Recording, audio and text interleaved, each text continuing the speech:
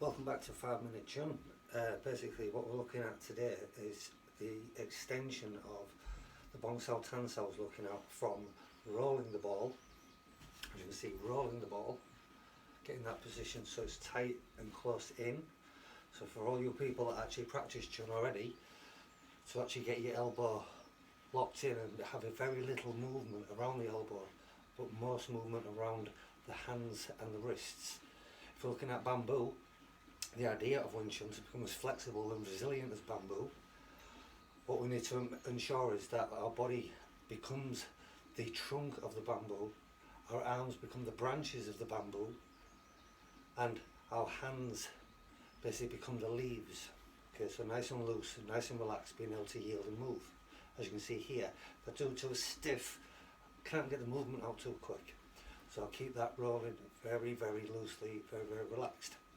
Okay, so that's the bong sao and tan sao position. You can see tan sao, elbow in line with the hip. Bong sao, elbow still in, so it's not out here. Out here, basically, you've lost connection with the body. Here, it's in, and you're using the bridge as your central point. So tan sao, bong sao. Now to go into the pung sao, if I look from the side here, basically come back to the central point, start from the muzzle, I take one hand and bring it round, so I'm curling around the ball, and as you see my other hand starts to move, yield with it like it would on the branches and the leaves of the bamboo.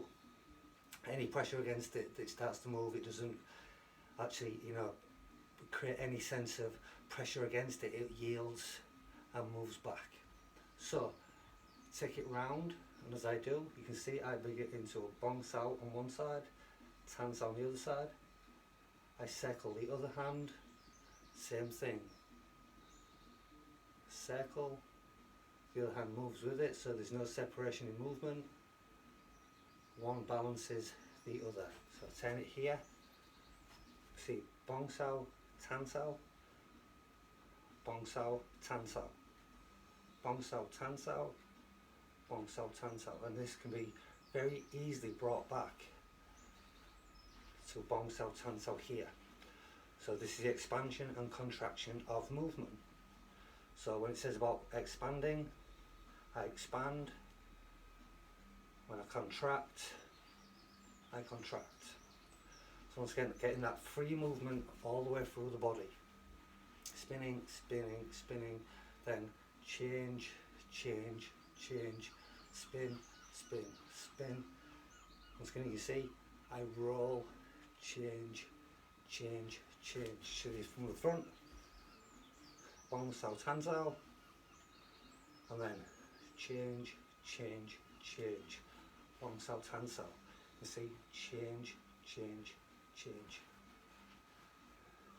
1, 2, 3. Okay. And 1, 2, 3. So you can see from that, all of that keeps a fluid movement going. Keeps the actual hands basically very firmly kept on centre line, and you're able to control another person's centre line and manipulate it very, very fluidly whilst keeping the hands flexible enough to move, keeping them in a fluid motion with the opponent, so you move with them and don't resist. Basically, if they get over in pressure, you can do this outside. I've tried this many times on a bush outside. I've grabbed a branch on the bush, I've pushed against it, and it's basically only put enough pressure there to hold the position. As soon as I let go, it bounces back. Just like your hands should be. If I get any pressure, it should be loose and bounce back to the original position. Pressure, loose, yielding against it, imitating nature. Okay, so that's what we're looking at. So once you've got the bong sao and tan sao doing that 5 minutes, then I want you to do the pung sao 5 minutes. Okay, this will get you very fluid, keep the elbows in, locked, being able to transit through one to the other, once again eliminating the dominance of left and right. Okay, so that'll be lesson 2, and I hope you all return. I'll see you again.